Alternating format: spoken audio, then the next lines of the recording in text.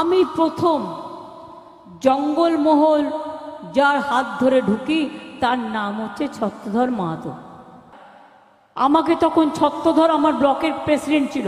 ছত্রধর কিন্তু তৃণমূল কংগ্রেস করতো তখন, 2008 সালের কথা বলছি আমি।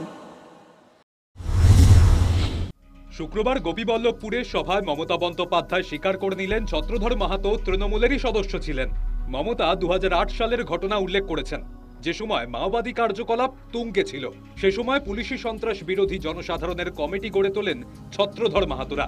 ছত্রধর সেই কমিটির মুখপাত্র ছিলেন। জনসাধারণের কমিটি মাওবাদীদের পক্ষেই যাবতীয় কর্মসূচি নিত। দাবি স্থানীয়দের। ক্ষমতাসীন বামফ্রন্ট সেই সময় একাধিকবার মাওবাদী নেতা কিষাণজির সঙ্গে তৃণমূলের যোগসাজশের অভিযোগ করে। সে সময় সমস্ত অভিযোগই অস্বীকার করে তৃণমূল কংগ্রেস। গোপীবল্লভপুরে মমতার স্বীকারোক্তিতে সে অভিযোগই প্রমাণিত হলো। দাবি সুজন চক্রবর্তীর। ছত্রধর মাহাতো তৃণমূল করত, তৃণমূলের সভাপতি ছিল এবং ছত্রধরকে নিয়েই উনি জঙ্গলমহলে হাজির হয়েছেন। তাহলে ছত্রধর মাহাতো মাওবাদী না তৃণমূল? আমরা এখন বলছিলাম তৃণমূলই মাওবাদী ভেগ ধরে গরিব মানুষকে খুন করে মমতা ব্যানার্জির পথ প্রশস্ত করছে, তখন আপত্তি করছিলেন কেন? তৃণমূলের ছত্রধর মাওবাদী ছত্রধর, মাওবাদী ছত্রধরই তৃণমূল। ছত্রধর তৃণমূলের লোক। শুধু ছত্রধর নয়, মাওবাদীদের সঙ্গেও যোগ ছিল তৃণমূলের। দাবি অধীর চৌধুরীর।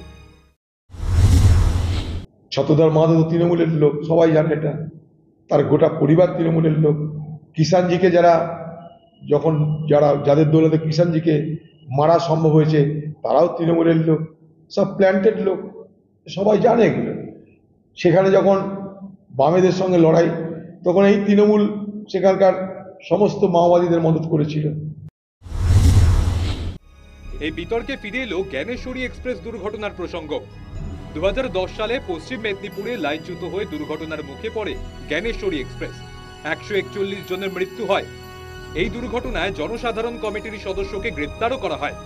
সেই প্রসঙ্গ ফিরিয়ে এনে বিরোধী দলনেতা শুভেন্দু অধিকারী বলেন, দায় নিতে হবে মমতাকেই।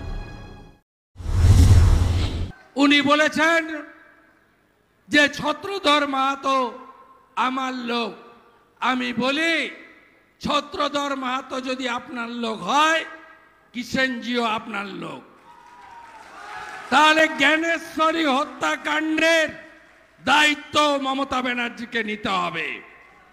জ্ঞানেশ্বরী ট্রেন বিস্ফোরণ, 300-র বেশি নিরীহ যাত্রীর হত্যা, তার দায়িত্ব মমতা ব্যানার্জিকে নিতে হবে।